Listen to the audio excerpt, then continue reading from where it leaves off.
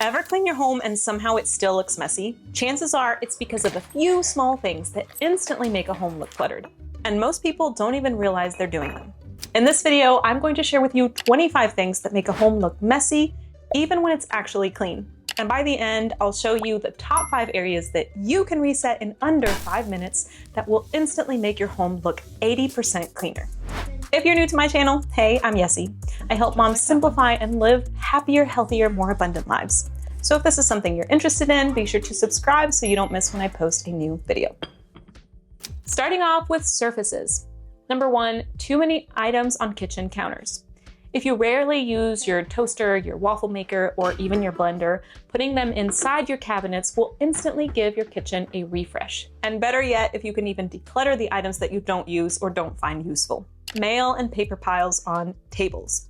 Either toss them, or if you need to, put them in a bin or a box to go through later. Just make sure that you schedule this later, because if not, you'll only end up with baskets of contained mess, but it's still a mess. Cluttered coffee tables. This is definitely my Achilles heel here. It's easy to lay something down when you're not using it. But when something stays there, it visually is less noticeable to just add one more item and one more item. And well, what the heck, let's just clutter the whole table and just add a whole bunch of things that we might need later until you can barely even see the table anymore. With a lot of these things, it's really all about how our brain perceives mess and clutter. So if you're interested on the topic of how to visually reduce clutter, I have a video all about that, and I'll link it in the description box and at the end of this video. Bathroom counters full of products. A tip that I love to use is to use trays to contain multiple items. So again, going with the visual aspect here. Visually, even if there's multiple skincare items, skincare products on the counter, if they're contained in one tray, our brain actually perceives it as one item. So it gives the illusion of having a tidier home. Nightstands covered with random items. Consider this your call to make your bedroom your sanctuary, not your drop zone. So if you need to, utilize hooks, drawers, bins, but make sure you give every item in your home a home, so that your bedroom becomes more like a rest zone rather than a dump zone. Receipts, coupons, and loose papers just everywhere. If there's anything that you can take away from this video, let it be this: clutter attracts clutter. And when there's lots of stuff on a surface, it visually doesn't make that difference to us to pile one more thing, making it easier for that pile to grow. So either toss them or snap them, just take a picture of them, but get rid of them. And moving on to clothing and laundry. Clothes draped over chairs. That kind of looks a little tacky. You can lay them on a hook, find somewhere to put them. Laundry baskets sitting out that are full of clothes, because that's not sexy, we don't want to see that. And shoe piles near the door. I am very guilty of this one, and something that we have done to kind of ease this is on our mudroom, we have a shoe rack where we have basically a pair of dirty shoes.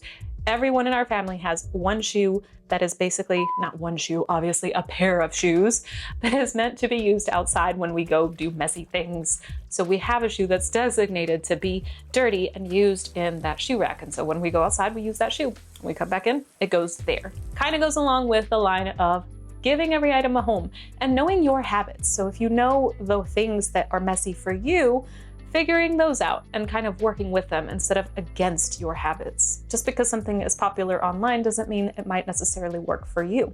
So you gotta work with your habits. Random things that don't necessarily belong in the kitchen, being in the kitchen. When you have items that don't really match, like for example in a bathroom, why would you have cookware in a bathroom? But same goes for a kitchen. Why would we have clothing items, hats laying on a table?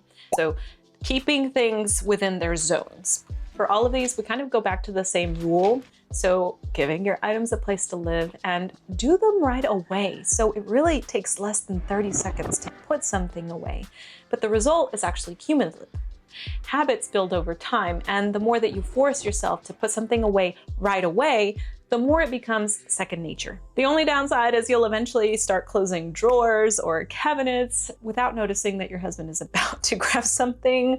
But it could be worse, it could be worse. I could have worse habits. And moving on to the kitchen, dishes sitting in the sink.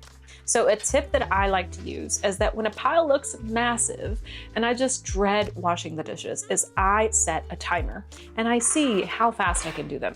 And I don't necessarily make it like I'm gonna try to do them really fast. I'm actually just being mindful of what time did I actually start and how long did it actually take me.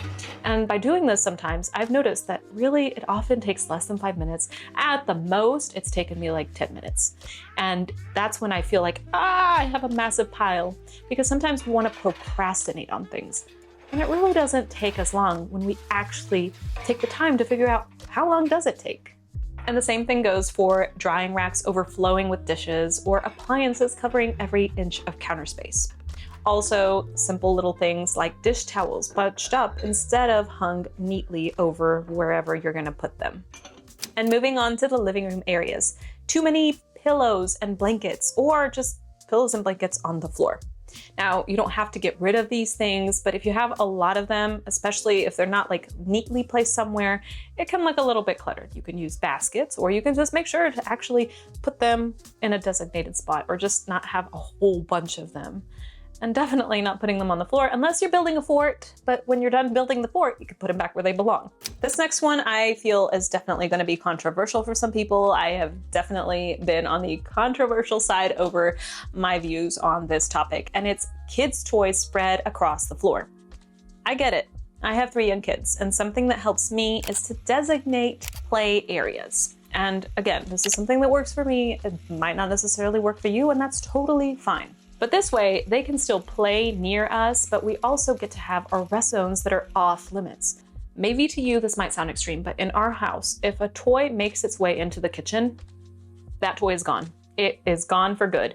Because I'm not about to step on a Lego and have death over a Lego while I'm frying in the kitchen. But on a serious note, I think that it also is about teaching my children respect, not only for their stuff and their areas, but for other people, and that home is really not just about them.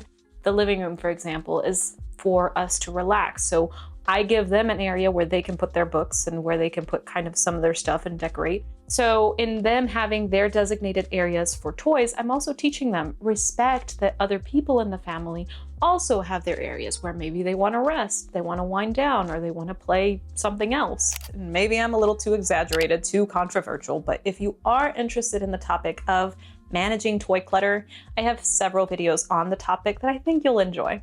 I'll link them in the description box below. But definitely let me know, what are your thoughts on toy clutter and how do you manage toy clutter? Remote controls scattered everywhere. If you can, downsize the amount that you have and make sure you give them a home. You guessed it. The tray method could work perfectly here if you have several of them, but it also makes it more likely that if you give it that area, that designated spot, that it will actually make it likely to get back in that spot, and that you won't lose that remote. Unorganized bookshelves. You don't have to go crazy and alphabetize them or make them have their matching covers, but just having them in an organized fashion and not just like slumped down over, no slouching. So we're almost at the end here, and I really think that these next few are so powerful. These make a big difference. Visible cords and chargers everywhere. This is something that is so simple, but it actually makes a big difference. You can use things to simplify what your eye sees by tracking your cords neatly behind whatever item it's attached to. And there's all sorts of things that you can buy to actually cover your cords, but you could use something simple as tape. Just tape it down the legs of your table. This is something that I have personally done with a lot of different things, and I think that it greatly reduces that visual clutter, making your home look a whole lot better. Random items sitting on the floor. Floor clutter is definitely an attention magnet because, I mean, the floor is a massive space. It doesn't matter the size of your home, but it's visually the space that gets the most attention.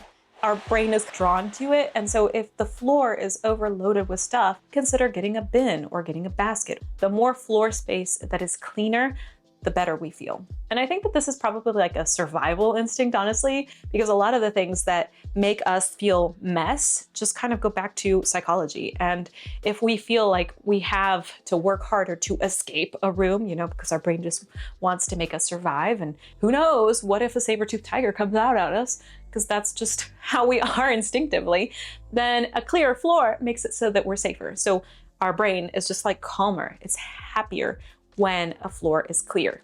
Crooked rugs. They may be clean, but a sloppy rug just looks off. And if you have a rug that tends to wander, just some quick double-sided tape, rug tape, or a grip mat is a good once and done sort of trick. The entryway. Backpacks and bags dumped on the floor, keys, sunglasses, and wallet piles. Give all of these items a home so that they get put back, and so you're not wandering around the house trying to find them later when you actually need them. You can use a lot of different things for these. You can use hooks, 3M stickies, bins, bowls, baskets, or all of the above. The point is having a method that's easy and practical that you actually use. So making sure that you put whatever these items you're going to use to store these in the areas where you actually are likely to put them back. And last but not least, some small details that people miss: trash cans that are overflowing. I've said it before, trash is not sexy, so keep it contained. Your home might be clean, but if trash is visible, it makes it look messy. And lastly, mismatched storage bins and containers. Now hear me out, you do not need to go bougie and buy these luxury storage bins all over Pinterest, all over the internet. It's also not something that you have to have, but if you want a cohesive look and that's something that you're going for, you can even just reuse mason jars or just use jars from your pantry. This is something that I have done with glass jars that I've used up, painting the lid on top to match, and it makes some of the items that I use often, especially my teas, look a lot more cohesive. Just be aware that sometimes home organization with its promise of beautiful aesthetics can sometimes lead us into more consumption, which further fuels that need to declutter more, and then we obtain more things, and it doesn't actually solve the problem. But that's another topic for another day. That's all I have for you today. It's been a great joy being back and making videos again. I hope that this has been helpful. If so, be sure to give it a thumbs up and subscribe so you don't miss when I post a new video. Till next time, bye!